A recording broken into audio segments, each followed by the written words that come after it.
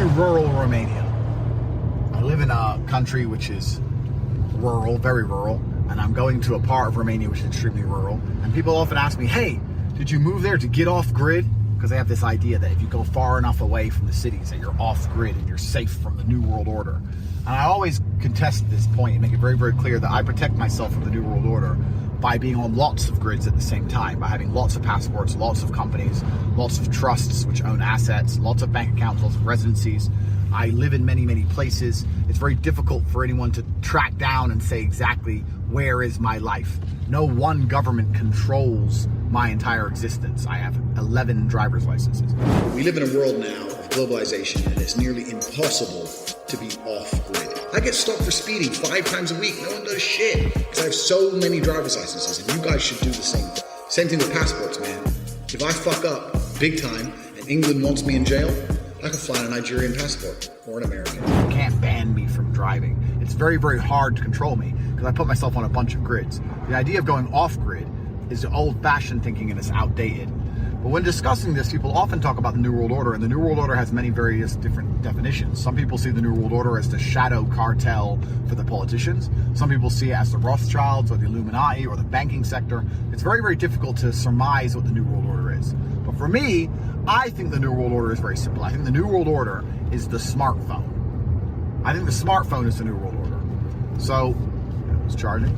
I think the smartphone's the New World Order. Why? Because they know who you talk to. They know what you say. They know what websites you visit. Your banking app is on there, or Apple Pay, so they know where you spend money, how much you spend, where your money comes from.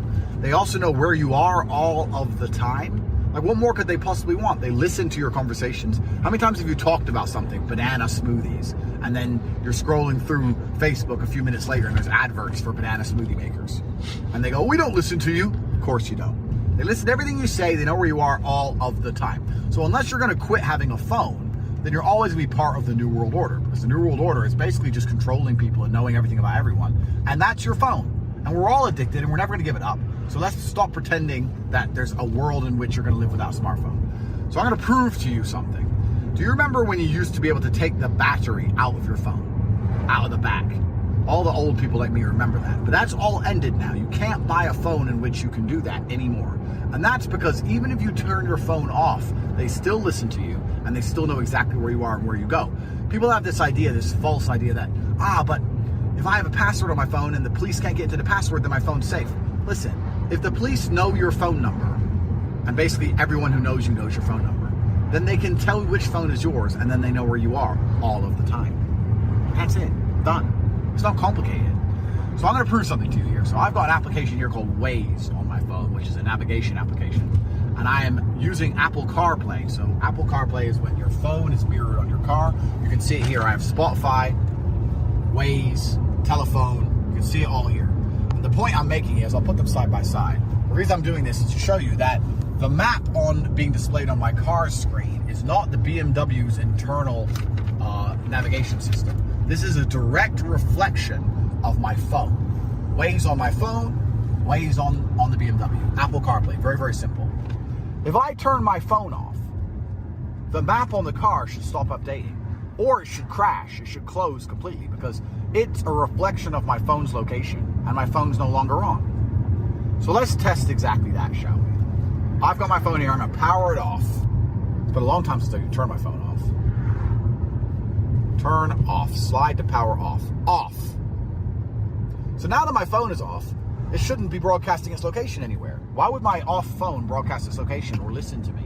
Why would my off phone be allowed or able to stay connected with a BMW and a BMW infotainment system to show my location on a screen when it's powered off? Why is it updating in real time?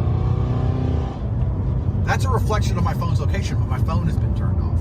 So turning your phone off doesn't change anything. You can't escape the New World Order. They will still know where you are. They will still listen to you. Literally updates. It's updating in real time. My phone is off. Literally. Everyone who doubts me, I'm gonna turn it back on. I'm on phone. Don't pretend you're not on. Oh, now you're powering up. Oh, you're powering up. But you've already been on enough to broadcast to my BMW the whole time. This is a BMW M5 competition. If anyone wants to repeat the test. New World Order. You cannot escape.